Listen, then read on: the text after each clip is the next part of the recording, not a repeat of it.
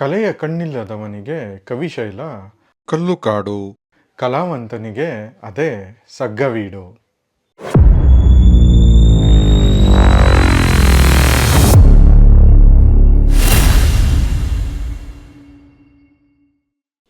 ನಮಸ್ಕಾರ, 64 ಚಾನೆಲ್ಗೆ ಸ್ವಾಗತ.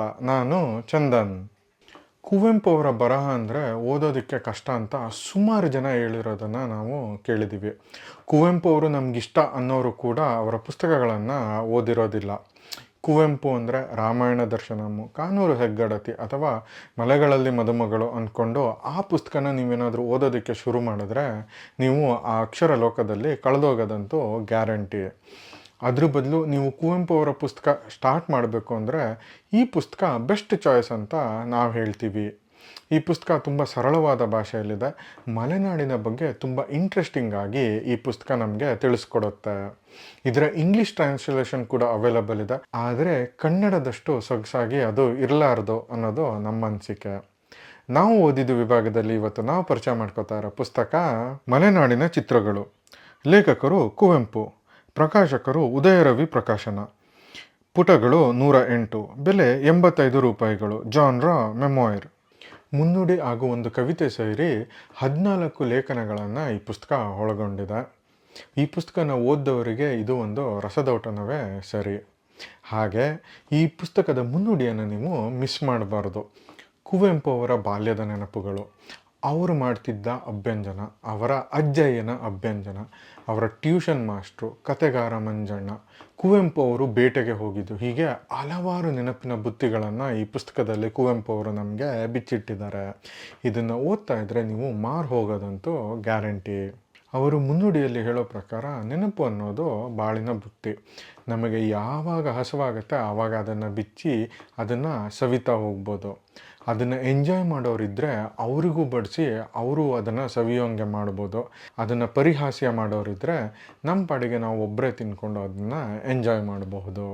ಇಲ್ಲಿ ಯಾವುದು ಫೇವ್ರೆಟ್ ಕತೆ ಅಂತ ಇಲ್ಲ, ಪ್ರತಿಯೊಂದು ಕತೆನೂ ತುಂಬ ಯುನೀಕ್ ಆಗಿದೆ, ಅಷ್ಟೇ ಇಂಟ್ರೆಸ್ಟಿಂಗ್ ಆಗಿದೆ. ನೀವು ಯಾವ ಊರಲ್ಲೇ ಕೂತ್ಕೊಂಡು ಈ ಪುಸ್ತಕನ ಓದ್ತಾ ಇದ್ದರೆ ನೀವು ಮಲೆನಾಡಿಗೆ ಒಂದು ಟ್ರಿಪ್ ಹೋಗಿ ಬಂದ ಅನುಭವ ನಿಮ್ಮದಾಗತ್ತೆ. ಮಲೆನಾಡಿನ ಬೆಳದಿಂಗಳು, ಸೂರ್ಯೋದಯ, ಪ್ರಕೃತಿ, ಕಾಡು, ಇದನ್ನೆಲ್ಲ ಎಷ್ಟು ಚೆನ್ನಾಗಿ ವರ್ಣಿಸಿದ್ದಾರೆ ಅಂದರೆ ನೀವು ಸಾಕ್ಷಾತ್ ಮಲೆನಾಡಿನಲ್ಲೇ ಇದ್ದೀರಾ ಅಂತ ಅನ್ಸೋದಕ್ಕೆ ಶುರುವಾಗತ್ತೆ. ಉದಾಹರಣೆಗೆ ಕಾಡಿನಲ್ಲಿ ಕಳೆದ ಒಂದೆರಡು ಚಾಪ್ಟರ್ನಲ್ಲಿ ಕುವೆಂಪು ಅವರು ಬೆಳದಿಂಗಳ ಬಗ್ಗೆ ಹೀಗೆ ವರ್ಣಿಸ್ತಾರೆ. ಜೊನ್ನದ ಬಣ್ಣದಿ ತುಂಬಿದ ಬಿಂಬದ ಹೊನ್ನಿನ ಸೊನ್ನೆಯು ಮೂಡಿದುದು. ಅಂದರೆ ಜೇನಿನ ಬಣ್ಣದ ಚಿನ್ನದ ಸೊನ್ನೆ ಚಂದ್ರ ಅಂತ ಕುವೆಂಪು ಅವರಿಗೆ ಒಬ್ಬರಿಗೆ ಮಾತ್ರ ವರ್ಣಿಸೋಕ್ಕೆ ಸಾಧ್ಯ. ಈ ಪುಸ್ತಕದ ಒಂದು ಲೇಖನ ಕತೆಗಾರ ಮಂಜಣ್ಣ ಬಹುಶಃ ಯಾವುದೋ ಒಂದು ಕ್ಲಾಸಿನ ಪಠ್ಯಪುಸ್ತಕದಲ್ಲಿ ಪಾಠವಾಗಿ ಕೂಡ ಆಗಿದೆ. ಈ ಮಂಜಣ್ಣ ಕತೆ ಹೇಳೋ ಶೈಲಿ ಎಷ್ಟು ಚೆನ್ನಾಗಿದೆ ಅಂದರೆ ನಾವು ಅವನ ಶೈಲಿಗೆ ಇಂಪ್ರೆಸ್ ಆಗೋದಂತೂ ಗ್ಯಾರಂಟಿ. ಮಂಜಣ್ಣ ನಮ್ಮ ಆತ್ಮೀಯನಾಗಿ ಬಿಡ್ತಾನೆ. ಪ್ರತಿಯೊಂದು ಕತೆ ನಿಮ್ಮ ಮುಖದ ಮೇಲೆ ಸ್ಮೈಲನ್ನು ತರಿಸುತ್ತೆ. ಎಸ್ಪೆಷಲಿ ರಾಮ ರಾವಣರ ಕತೆ, ಪುಟ್ಟಾಚಾರ್ಯ ಕಾಡು ಕೋಳಿಯ ಕತೆ, ಇದನ್ನು ಓದಬೇಕಾದ್ರೆ ನೀವು ಹೊಟ್ಟೆ ಉಣ್ಣಾಗೋ ಅಷ್ಟು ನಗ್ತೀರಾ. ಒಟ್ಟಿನಲ್ಲಿ ಈ ಪುಸ್ತಕ ಓದಿದ ಮೇಲೆ ಕುವೆಂಪು ಅವರ ಬೇರೆ ಎಲ್ಲ ಪುಸ್ತಕವನ್ನು ಓದಬೇಕು ಅಂತ ನಿಮಗೆ ಅನಿಸೋದ್ರಲ್ಲಿ ನಮಗೆ ಯಾವುದೇ ಸಂಶಯ ಇಲ್ಲ. ಖಂಡಿತ ಮಿಸ್ ಮಾಡದೆ ಈ ಪುಸ್ತಕವನ್ನು ನೀವು ಓದಲೇಬೇಕು. ಬನ್ನಿ, ಕತೆಗಾರ ಮಂಜಣ್ಣ ಲೇಖನದಿಂದ ಒಂದು ಸಣ್ಣ ಪ್ಯಾರಾಗ್ರಾಫು ನಿಮಗೋಸ್ಕರ.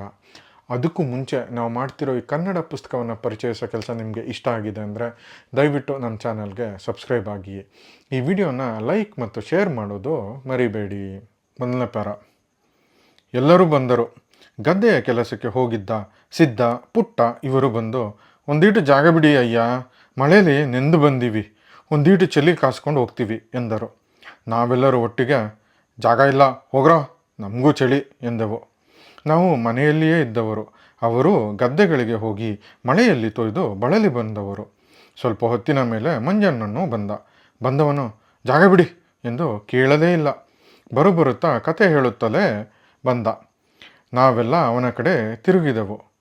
ಒಂದೂರಿನಲ್ಲಿ ಒಬ್ಬನಿದ್ದ ಎಂದು ಪ್ರಾರಂಭಿಸಿದನು. ನಮ್ಮ ಆನಂದಕ್ಕೆ ಪಾರವೇ ಇಲ್ಲದ ಹಾಗಾಯಿತು. ನಾವು ನಾಲ್ವರು ಒಟ್ಟಿಗೆ ಆಮೇಲೆ ಎಂದೆವು. ಅವನೊಂದು ಕುಂಬಳ ಬೀಡು ನಟ್ಟಿದ್ದ. ನಾನು ಹ್ಞೂ ಅಂದೆ, ಏಕೆಂದರೆ ಹೂಗುಟ್ಟುವರಿಲ್ಲದೆ ಕತೆಗೆ ಮುಂದೆ ಸಾಗಲು ಕಾಲೇ ಬರುತ್ತಿರಲಿಲ್ಲ. ಅದರಲ್ಲೊಂದು ಹೂ ಬಿಟ್ಟಿತು. ಆಮೇಲೆ ಒಂದು ಮಿಡಿ ಆಯಿತು. ಈ ಸಾರಿ ನಾನು ಕಿಟ್ಟು ಇಬ್ಬರೂ ಹೂಗುಟ್ಟಿದೆವು. ಆ ಮಿಡಿ ಒಂದಿಷ್ಟು ದೊಡ್ಡದಾಯಿತು. ಹೀಗೆಂದು ಮಂಜಣ್ಣ ತನ್ನ ಎರಡೂ ಕೈಗಳಿಂದ ಮಿಡಿಯ ಗಾತ್ರವನ್ನು ತೋರಿಸುವಂತೆ ನಟಿಸುತ್ತಾ ನನಗೂ ಕಿಟ್ಟುಗೂ ಮಧ್ಯ ಸ್ವಲ್ಪ ಸ್ಥಳದಲ್ಲಿ ಕೈ ಇಟ್ಟ. ನಾವು ಹ್ಞೂ ಅಂದೆವು. ಸ್ವಲ್ಪ ದಿವಸ ಆದಮೇಲೆ ಇಷ್ಟು ದೊಡ್ಡದಾಯಿತು ಎಂದು ಕೈಗಳನ್ನು ಇನ್ನೂ ಅಗಲಿಸಿದನು. ಮತ್ತೆ ಹ್ಞೂ ಎಂದವು. ಆಮೇಲೆ ಇಷ್ಟು ದೊಡ್ಡದಾಯಿತು ಎಂದು ಇನ್ನೂ ಕೈಗಳನ್ನು ಅಗಲಿಸಲು ಪ್ರಯತ್ನಪಟ್ಟ. ಆದರೆ ನಾನು ಕಿಟ್ಟು ಇಬ್ಬರು ಕಲ್ಲಿನಂತೆ ಕೂತಿದ್ದೆವು. ಮಂಜಣ್ಣ, ಸ್ವಲ್ಪ ಜಾಗ ಬಿಡಿ, ಕತೆ ಹೇಳಿ ತೋರಿಸೋದಕ್ಕೆ ಆಗೋದಿಲ್ಲ ಎಂದ. ನಾವು ಸೇರಿದೆವು. ಒಂದು ಕುಂಬಳಕಾಯಿ ಎಷ್ಟು ಕಡಿಮೆ ಅಂದರೂ 1 ಅಡಿಯಷ್ಟಾದರೂ ದಪ್ಪ ಬೆಳೆಯುತ್ತದೆ. ನಿಜವಾದ ಕುಂಬಳಕಾಯಿಯೇ 1 ಅಡಿ ಬೆಳೆದ ಮೇಲೆ ಕಥೆಯ ಕುಂಬಳಕಾಯಿಯನ್ನು ಕೇಳಬೇಕೇ? ಎಷ್ಟು ಬೆಳೆಯುತ್ತೆಂದರೂ ಹೂಗುಡಲೇಬೇಕು. ಆದರೆ ಮಂಜಣ್ಣನ ಕಥೆಯ ಕುಂಬಳಕಾಯಿ ಹೆಚ್ಚು ದಪ್ಪ ಬೆಳೆಯಲಿಲ್ಲ. ಅವನಿಗೆ ಕೂರುವುದಕ್ಕೆ ಎಷ್ಟು ಜಾಗ ಬೇಕಿತ್ತೋ ಅಷ್ಟು ದೊಡ್ಡದಾಗಿ ಬೆಳೆಯಿತು. ಮಂಜಣ್ಣ ಇದ್ದಕ್ಕಿದ್ದ ಹಾಗೆಯೇ ಬೆಂಕಿ ಕಾಯಿಸುತ್ತಾ ಕುಳಿತೇ ಬಿಟ್ಟ. ಕೆಟ್ಟವರೇ ನಾನು ಕಿಟ್ಟು. ಇನ್ ಕೇಸ್ ಈ ಪುಸ್ತಕವನ್ನು ನೀವು ಆಲ್ರೆಡಿ ಓದಿದರೆ ನಿಮ್ಮ ಅನಿಸಿಕೆನ ಕಮೆಂಟ್ ಮೂಲಕ ತಿಳಿಸೋದು ಮರಿಬೇಡಿ. ಮುಂದಿನ ವಾರ ಹೊಸ ಪುಸ್ತಕದೊಂದಿಗೆ ನಿಮ್ಮ ಮುಂದೆ ಬರ್ತೀವಿ. ಅಲ್ಲಿಯವರೆಗೂ keep reading, stay curious. Video ನೋಡಿದ್ದಕ್ಕಾಗಿ ಧನ್ಯವಾದಗಳು. ನಾನು ಚಂದನ್, ಸೈನಿಂಗ್ ಆಫ್.